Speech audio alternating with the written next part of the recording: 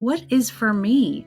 The only thing I've ever known was being a mom. At 19 years old, I became a mom. This podcast actually started 7 years ago. I was home by myself, newly single, 43 years old, and I sat on the couch and thought, I just don't feel like binge watching TV. I don't want to watch movie after movie after movie, looking at other people's lives and have nothing for myself. I was bored. I didn't know what I wanted, who I was, what I was looking for. I just knew I wasn't being fulfilled.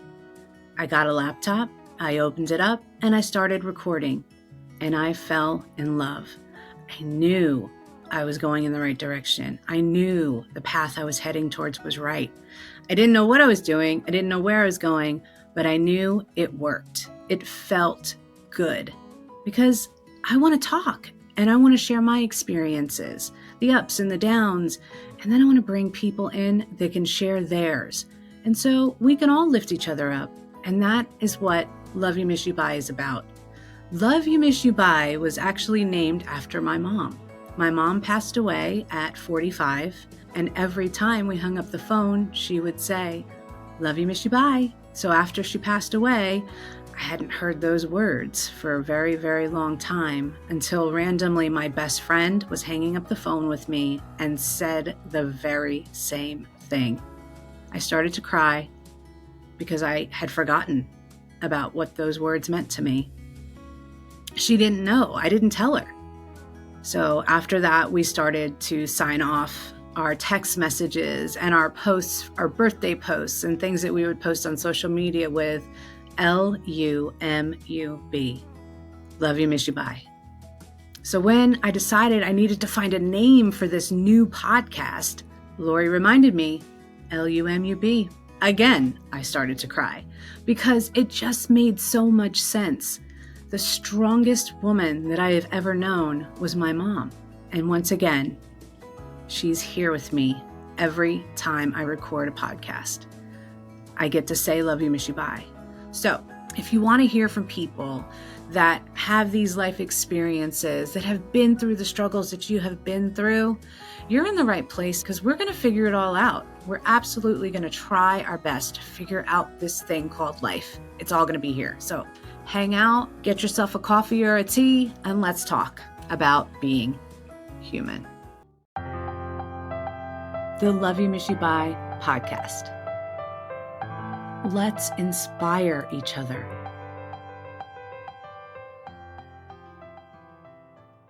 Let me tell you, it's taken a lot of personal work to get here. And when I mean here, I mean actually recording an episode that makes sense. I originally had a whole other idea for today's episode. I wrote out about 4 pages of what I wanted to talk about. But when I got here, I realized that's not really the headspace that I'm in right now. And I have to kind of go with that. And that was the reason why I could not get my flow. I couldn't get my flow. So now I know I need to speak about the headspace that I'm actually in, which is self-doubt, hesitation, fear of failure, you name it. That's where I'm at right now. Regardless of how uncomfortable I actually feel, I'm going to work through it. And I'm hoping maybe I can inspire you in some way to work through your own fear. So anyway, I'm sitting here, I'm trying to catch my flow. I'm unable to catch my flow. I'm going completely blank. I don't know, it was just complete nervousness, I think, overwhelm. And that's understandable because they say when you're nervous about something, it's because you care. And that can't be a bad thing. It's how you react to it that really propels you to the next level. Do you shrink in fear and walk away and hide? Or do you push yourself forward, close your eyes and say, I got this, I'm just going to do it? Well, for me, it was hiding for a very, very long time. I realized that I had a good voice. Back when I was probably 3rd or 4th grade in elementary school, grew up in Colonia, New Jersey, and we had a really scary choir teacher, and her name was Miss Berger. And she was super intimidating for any child. Looking back, I wish I could give her a hug because she was just passionate. That's all she was. She was passionate, but she was scary. And so you didn't want to mess up in her class and you didn't want to do anything wrong. And so I'm in class and we're singing Irene Cara's What a Feeling. And I'm singing, first when there's nothing. That one line is how it starts. And I start and I flub up the line. I'm like, I guess I got distracted. I looked at a different line and sang the wrong line. Anyway, so she's like, Christy. So I look up and she's like, come to the front of the class. I am so screwed. So, I'm worried what that's going to be and why I'm at the front of the class. We had older kids in the class too. It was like a mixed class. So I go to the front of the class. I think I'm in trouble. And she says, I want you to sing this song by yourself. Holy crap. First of all, I didn't know I could sing at that point in time. So I'm still not making the connection that she thinks I have a good voice because she doesn't say that. She's like, okay, get your paper, I start singing. So I start to sing and now I feel nerves coming on. Now I'm like really freaking nervous until she says to the class, okay, Christy's going to sing this, and then I want you guys to sing the chorus. I finally make the connection that she thinks I can sing. She was the first one to really kind of see that in me. But I will say that story sounds like it's a really happy story until the end of the story. When it's time to leave the class, I look at my jacket that's hanging on the back of the chair, and the older kids have taken pens and drew all over the back of my jacket. And then I realized, well, maybe I don't have a special gift because they're making fun of me. Still at that grade, wasn't quite sure what was happening, just knew that I didn't want to be in the front of the class because I didn't want to get made fun of. All right. And it wasn't a fun place to be. I never really worked through my nerves when it came to that type of scenario. I think my daughter has picked up on that same thing because she has the most beautiful voice in the whole world, like eclipses me by 100 times. And she won't do it. But she has other gifts. So hopefully she hones in on those. So when it comes to fear, it can really be detrimental. Fear is no longer going to stop me. It's okay to be scared. It's okay to think you're going to fail. It's okay to fail. But I think it also stems from not feeling like you're good enough, not feeling like you should be in the same arena as other people. But really, who set the standards for that? Who decided that you're not good enough to play in that field? Whatever that field is, who decided that? If it's you, then you need to push it down and keep moving. If it's other people, then you need to hang that rejection notice somewhere in your house, stare at it every day, and then keep moving forward. No should be just motivation for the next thing. It should be. I remember hearing a story, and I didn't pull any facts on this, so I don't have exact information, but Barbra Streisand, I have always thought that she had the most beautiful voice I have ever heard. It's just angelic. And I heard even she has nerves. She was so terrified of going out there and singing that she didn't tour because she was afraid. So when she did this one tour, I don't remember the name of it, like I said, but she did this one tour and she had to start off the concert with a certain song. And that song is the one that kind of walked her through being nervous. And, she's singing it to herself, more or less, to get through those nerves and get through that. Even the best of the best of the best suffer this type of thing. I don't really like to speak on stage in public at all. I can do this all day long. But when it comes to speaking in front of a group, I tend to get really inside my own head. I hate being on the spotlight like that. And they tell you the next stage for podcasting is to go to these conventions and meet other podcasters and meet people that can help you with your podcast and network. And then, maybe one day be a guest on a stage, a TED Talk type situation and talk about what you've learned and share your knowledge. None of that appeals to me. Zero. None of that appeals to me. One, I hate small talk. I absolutely cannot stand small talk. And secondly, I hate talking in front of crowds. So yeah, I don't know if there's any kind of up from here. Like this is my Super Bowl. I will get better at networking. I just don't like it. I don't like it. I would rather a conversation that has depth and meaning.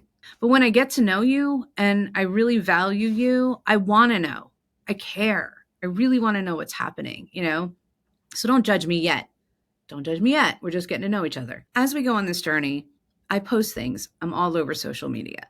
And one place that I'm at is TikTok. And I have Christy Chanelle is my TikTok. And I have about 2,100 followers on there. I've had a couple of viral videos. And when I post something, I know that there's probably a good chance there's going to be a Karen somewhere. I've experienced a few of those. But on this latest one that I posted, it was this one. Big thing that happened this year is I turned 50. 50 years old. I was terrified to turn 50. I will tell you that right now. That video. And so I posted, decided to comment. He doesn't have a face profile on TikTok. But anyway, he wrote, "Women don't age well. That's why men prefer younger women." I know when I put things out there that I'm going to get some haters. My response, I try not to stoop to the levels that I get in some of these comments. I try to just, play it cool.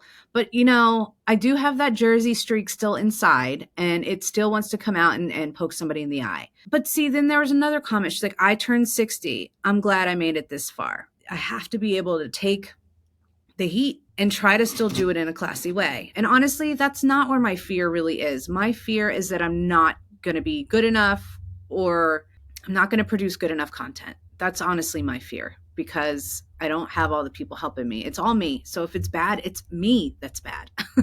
I like to go on TikTok. So a lot of my references you're going to hear are pretty much from TikTok, because I love it. It's like a TV show for me. I don't even watch TV now.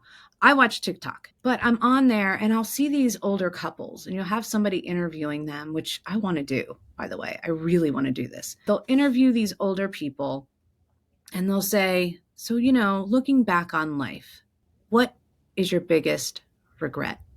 And they will typically say, "Not going for it, not doing things when I had the chance to do them, and waiting and thinking I had time." That stays with me, because I don't want that to be me. I am now 50 years old. If women's average expectancy for life is 81, I think, or 83, it's somewhere in that range. I've got 31 years left to accomplish what I want to accomplish. This hesitation, this analysis paralysis, this fear is not going to win. You can't let it win either. You can't. Even if you've never done it, you're like, "Dang, I really wish I would try that. That looks fun. I should try that. Yeah, maybe I'll do that." And then you just turn away and you forget about it. Go friggin' try it. Try it. Do it. Time is just ticking, man. It is ticking, and it is going so fast, and it's terrifying how fast it's going. It's terrifying, but that's okay. That's okay, because you and I, we are going to make the best 30 years that we've ever seen, ever. And we're going to do it together. We're going to figure it out together. So just know, I'm not coming from a place of complete Kanye West confidence. I'm not.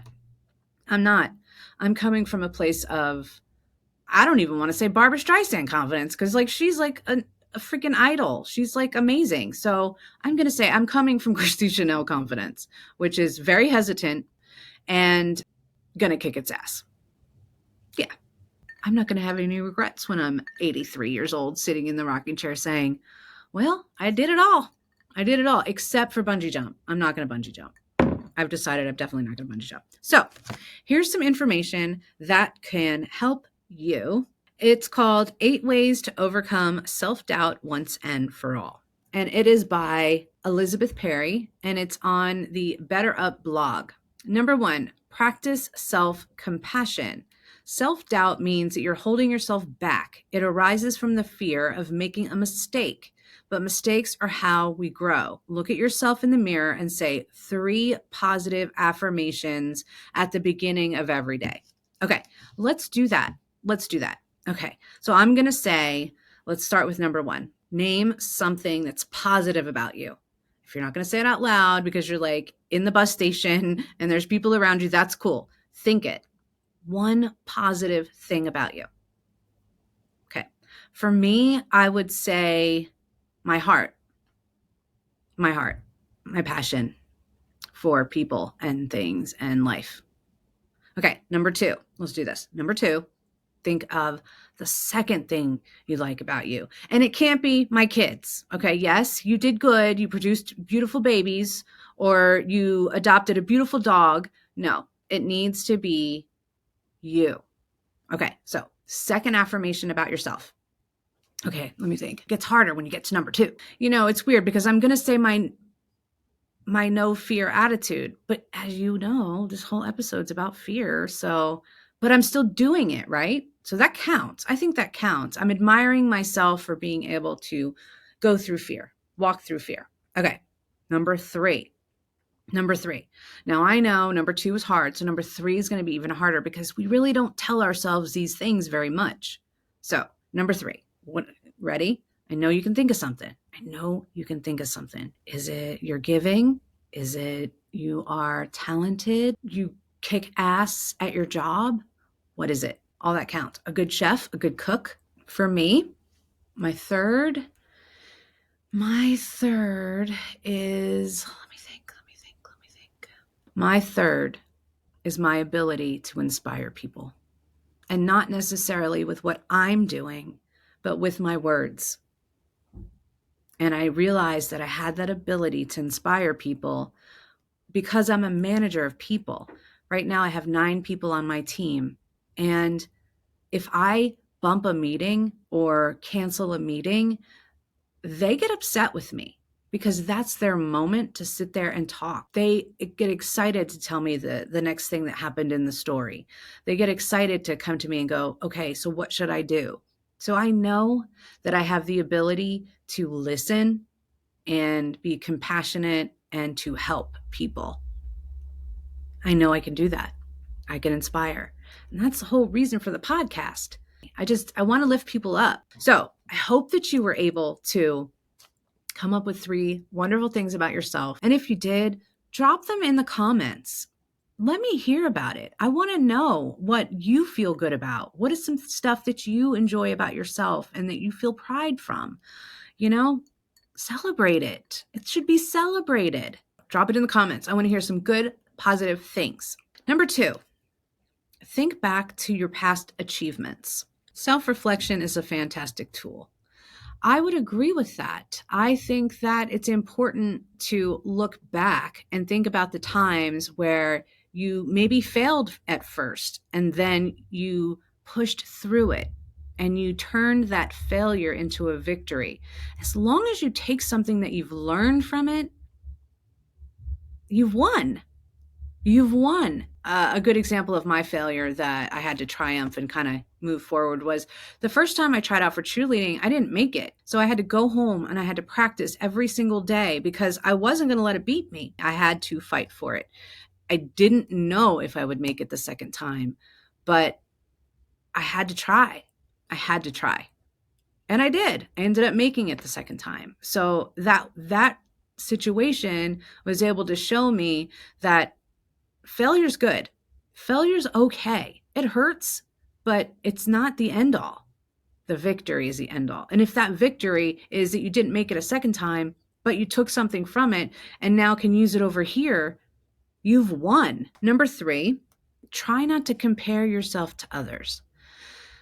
Oh man, that's a hard one for me. That's a really hard one for me because I'm not necessarily comparing myself to others, but maybe like in the podcast space, I may look at how successful other podcasters are without truly knowing the backstory.